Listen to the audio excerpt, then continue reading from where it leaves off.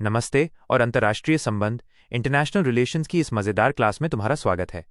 मैं हूं तुम्हारा अजीत सर और आज हम कुछ बहुत ही रोचक, इंटरेस्टिंग और ज़रूरी इंपॉर्टेंट सिद्धांतों थियरीज के बारे में बात करेंगे जिन्होंने दुनिया के सोचने के तरीके को बदल दिया है। आज की क्लास में हम आदर्शवाद आइडियलिज्म, उदारवाद लिबरलिज्म और मार्क्सवाद मार्क्सिज्म जैसे बड़े विचारों आइडियाज़ को समझेंगे। क्या तुम तैयार हो? थोड़ा मुस्कुराओ। 1. आदर्शवाद आइडियलिज्म, दुनिया कैसी होनी चाहिए। परिचय और अवधारणा, इंट्रोडक्शन एंड कॉन्सेप्ट। देखो बेटा, आदर्शवाद का मतलब है अच्छे विचार, अच्छे इरादे, गुड इंटेंशंस। सोचो, अगर तुम एक क्लास टीचर होते और चाहते कि तुम्हारी क्लास में कोई झगड़ा ना हो, सब मिलजुल कर रहें और नियम कानून का पालन करें। यही आदर्शवादी आइडियलिस्ट सोच है। अंतर्राष्ट्रीय संबंधों में आदर्शवादी सोचते हैं कि 1. युद्ध वॉर एक भयंकर बुराई है, इसे रोका जा सकता है। 2. मानव स्वभाव ह्यूमन नेचर मूल रूप से अच्छा होता है। 3. अंतर्राष्ट्रीय कानून इंटरनेशनल लॉ और संस्थाओं इंस्टीट्यूशंस जैसे संयुक्त राष्ट्र यूनाइटेड नेशंस को मजबूत करके शांति पीस लाई जा सकती है। 4. नैतिकता मोरालिटी और सही गलत राइट एंड रॉन्ग के नियम देशों पर भी लागू होने चाहिए। ये विचार पहले विश्व युद्ध फर्स्ट वर्ल्ड वॉर के बाद बहुत लोकप्रिय पॉपुलर हुए थे, खासकर अमेरिकी राष्ट्रपति वुड्रो विल्सन के 14 सूत्री कार्यक्रम के रूप में। उन्होंने कहा था कि अब और युद्ध नहीं, अब हमें राष्ट्रसंघ लीग ऑफ नेशंस बनाना है। मॉर्गेनथाउ के अनुसार आलोचना, अकॉर्डिंग टू मॉर्गेनथाउ क्रिटिकल इवैल्यूएशन। अच्छा बच्चों, अब जरा एक अजीब कहानी, फनी स्टोरी सुनो। आदर्शवादी सोचते थे कि हर कोई अच्छा होगा, मगर दूसरा विश्व युद्ध सेकेंड वर्ल्ड वॉर हो गया। इससे पता चलता है कि दुनिया हमेशा आदर्शों से नहीं चलती, बल्कि शक्ति पावर से भी चलती है। एक बहुत बड़े विचारक थे, हंस जे मॉर्गेनथाउ। ये यथार्थवादी रियलिस्ट थे। उन्होंने आदर्शवाद की जमकर आलोचना की। उन्होंने कहा, आदर्शवादी क्या होना चाहिए, वॉट ऑट टू बी, इस पर ध्यान देते हैं, न कि क्या है वॉट इस पर। वो शक्ति की राजनीति, पावर पॉलिटिक्स को नजरअंदाज करते हैं। आदर्शवाद एक खतरनाक सपना है, क्योंकि ये देशों को असली खतरों से अंधा ब्लाइंड कर देता है। संक्षेप में बेटा, आदर्शवाद एक सुंदर सोच है जो हमें प्रेरित करती है, पर राजनीति में ये अक्सर कमजोर साबित होती है। 2. उदारवाद लिबरलिज्म, आज़ादी और सहयोग। परिचय, अवधारणा और विचारक, इंट्रोडक्शन, कॉन्सेप्ट, थिंकर्स व्यू। बच्चों, उदारवाद केवल आज़ादी फ्रीडम के बारे में नहीं है, बल्कि ये मानता है कि मानव प्रगतिशील प्रोग्रेसिव हो सकता है और सहयोग कोऑपरेशन संभव है। उदारवाद के मूल विचार: 1. तर्क रीजन और विवेक रैशनैलिटी से इंसान अपनी समस्याएं प्रॉब्लम सुलझा सकता है। 2. लोकतंत्र डेमोक्रेसी ही सबसे अच्छी शासन व्यवस्था है, क्योंकि इसमें जनता को आज़ादी मिलती है। 3. बाजार अर्थव्यवस्था मार्केट इकोनॉमी और मुक्त व्यापार फ्री ट्रेड से सबको फायदा होता है और देशों के बीच संबंध रिलेशंस बेहतर होते हैं। इसके मुख्य विचारकों में इमैनुअल कांट, जिन्होंने शाश्वत शांति परपेचुअल पीस की बात की, और बाद में जोसेफ नाई और रॉबर्ट क्योहाने जैसे लोग हैं, जिन्होंने पारस्परिक निर्भरता इंटरडिपेंडेंस पर जोर दिया। अंतर्युद्ध काल से पहले और बाद में उदारवाद, before and after the interwar period, different manifestation of liberalism.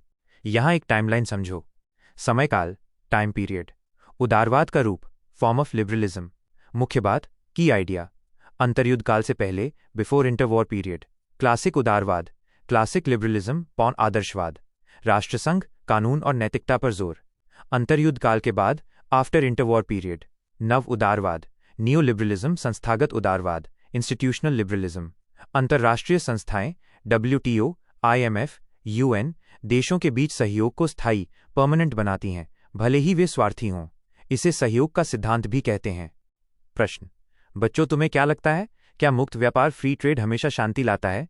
जरा सोचना। आलोचना क्रिटिकल इवैल्यूएशन।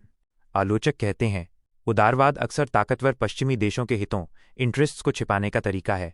अंतर्राष्ट्रीय संस्थाएं सिर्फ बड़ी ताकतों की कठपुतली पपेट होती हैं। यह आर्थिक असमानता इकोनॉमिक इनइक्वालिटी को नजरअंदाज करता है। 3. मार्क्सवाद मार्क्सिज्म, पूंजी और वर्ग संघर्ष। परिचय और बुनियादी अवधारणा, इंट्रोडक्शन, बेसिक कॉन्सेप्ट। अगर आदर्शवाद कहता है सब ठीक करो और उदारवाद कहता है सबको आज़ादी दो, तो मार्क्सवाद कहता है ये सब पूंजी, कैपिटल और पैसे का खेल है। मार्क्सवाद के पिता हैं कार्ल मार्क्स और उनके दोस्त फ्रेडरिक एंगल्स। बुनियादी अवधारणाएं, बेसिक कॉन्सेप्ट्स। 1. वर्ग संघर्ष क्लास स्ट्रगल। समाज हमेशा दो वर्गों में बटा होता है, पूंजीपति बुर्जुआजी, जिनके पास उत्पादन के साधन, जमीन, फैक्ट्री हैं, और श्रमिक प्रोलेटेरिएट, जो अपनी मेहनत लेबर बेचते हैं। 2. पूंजीवाद कैपिटलिज्म, ये व्यवस्था श्रमिकों का शोषण एक्सप्लॉयटेशन करती है। 3. राज्य स्टेट, ये पूंजीपति वर्ग के हितों को बचाने वाली एक कमेटी मात्र है। 4. आधार और अधिरचना, बेस एंड सुपरस्ट्रक्चर, अर्थव्यवस्था इकोनॉमी आधार है और राजनीति संस्कृति धर्म अधिरचना है। आधार से अधिरचना तय होती है। विश्व राजनीति पर मार्क्सवादी दृष्टिकोण, the Marxist view on world politics. मार्क्सवादी कहते हैं कि अंतर्राष्ट्रीय राजनीति केवल देशों के बीच का खेल नहीं है, बल्कि वैश्विक पूंजीवाद ग्लोबल कैपिटलिज्म का फैलाव है। सोच व्यू, गरीब देशों पेरिफेरी का शोषण अमीर देश कोर करते हैं, जिससे उनके पूंजीपति और अमीर होते हैं।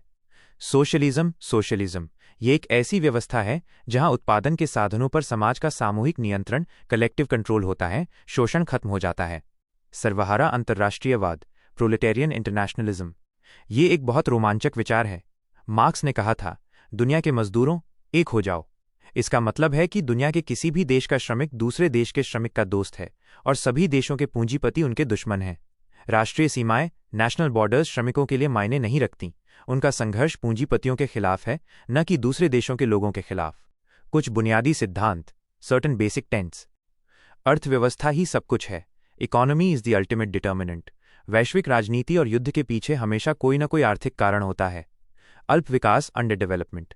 गरीब देश गरीब इसलिए नहीं है कि वे अक्षम हैं, बल्कि इसलिए कि उन्हें पूंजीवादी व्यवस्था द्वारा गरीब रखा गया है।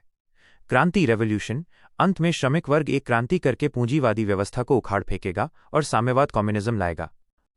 4. साम्राज्यवाद विरोधी, एंटी इंपीरियलिज्म।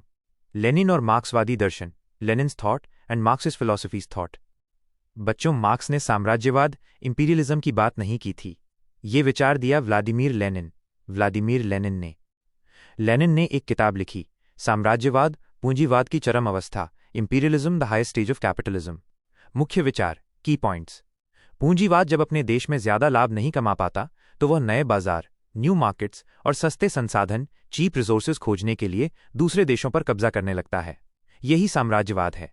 यानी साम्राज्यवाद कोई नीति नहीं है, बल्कि पूंजीवाद की जरूरत है।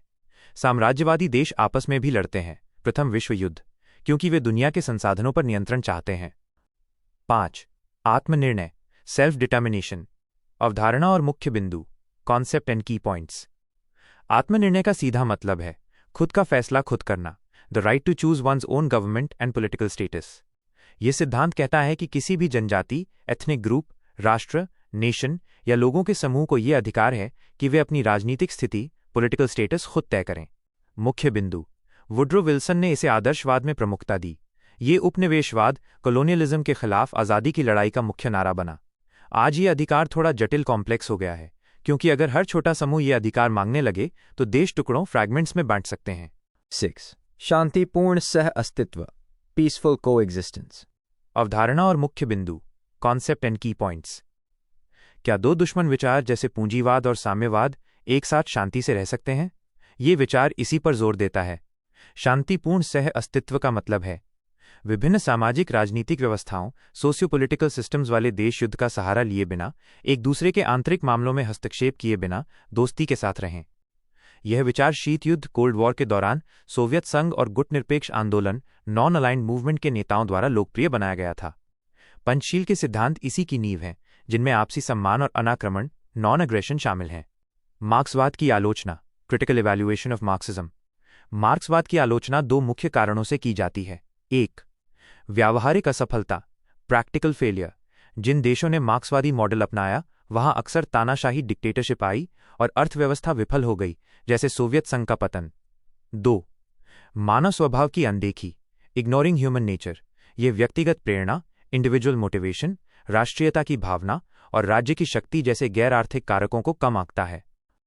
चलो, अब एक आखिरी सवाल। तुम्हारे हिसाब से अंतर्राष्ट्रीय राजनीति में सबसे ज्यादा असर किसका है? आदर्शवाद, उदारवाद या मार्क्सवाद का?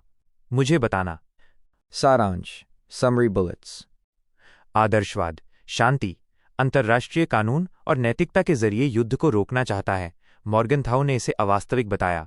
उदारवाद, आजादी, लोकतंत्र, मुक्त व्यापार और अंतर्राष्ट्रीय संस्थाओं के माध्यम से सहयोग और प्रगति पर जोर देता है। मार्क्सवाद, विश्व राजनीति को वर्ग संघर्ष और पूंजीवादी शोषण के लेंस से देखता है, अर्थव्यवस्था को सबसे महत्वपूर्ण कारक मानता है। साम्राज्यवाद विरोधी। लेनिन ने बताया कि साम्राज्यवाद पूंजीवाद की जरूरत है, जो शोषण के लिए नए बाजार खोजता है। आत्मनिर्णय, लोगों का अपना भविष्य खुद तय करने का राजनीतिक अधिकार है। शांतिपूर्ण सह अस्तित्व, विभिन्न व्यवस्थाओं वाले देशों का बिना युद्ध के साथ रहना, जो शीत युद्ध में एक महत्वपूर्ण विचार बना। उम्मीद है कि आपको ये सब अच्छे से समझ आ गया होगा। अगर आपको ये वीडियो पसंद आया हो तो इसे लाइक और शेयर ज़रूर करें, और ऐसे ही और वीडियो देखने के लिए हमारे चैनल को सब्सक्राइब करना ना भूलें। देखने के लिए धन्यवाद।